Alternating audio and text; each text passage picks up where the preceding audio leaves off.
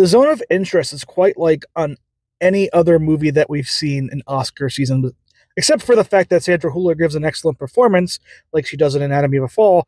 But besides that, The Zone of Interest tells this story not just through visuals, not just through good acting, but through the wonder of sound. Jonathan Glazer brings in this very masterpiece of a film and is able to tell the horrors of not just the Holocaust, but of society sometimes in general, of benefiting from the horrific atrocities or the negative side of other people. And The Zone of Interest is definitely a movie that is worthy of a Best Picture nomination and win because of how it was able to do this. First and foremost, the sound design in this movie is as haunting as it is amazing. The family, of the Haas family being beside the walls of Auschwitz, you have to really pay attention, but not pay attention to all the horrible sounds going on the other side of the wall.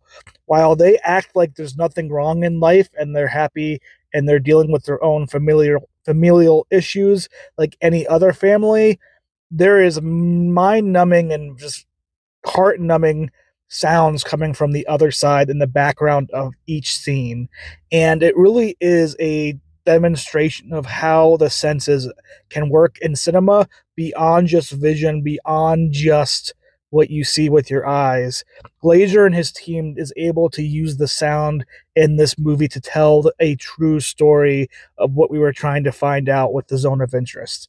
Visually, though, the movie is visually stunning, not just hitting that time period very well, but near the end of the movie, as our main character Haas, the commander Haas, goes through buildings per se, has amazing architecture and looks to it, and it's just very beautiful to look at.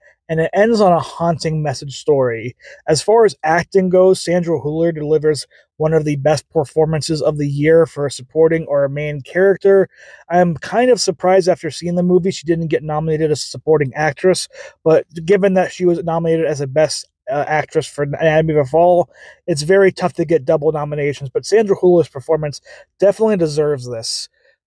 Her turn as Mrs. Haas really demonstrates somebody who understands what's happening in the world around them, but doesn't care because it benefits her personally.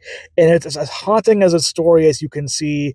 And it's a story that on a second watch, you understand everything she's doing more and just how despicably evil that character is. And just, again, how normal that she tries to act in everyday life. She knows what she's benefiting from. She knows what's going on the other side of the wall. But that doesn't change the fact that she still thinks like a normal individual and is perfectly okay with it. And it's just a very haunting movie. And while there's been many Holocaust movies, I don't know if there is one that hits the note as well as The Zone of Interest outside of, say, The Shawshank Redemption.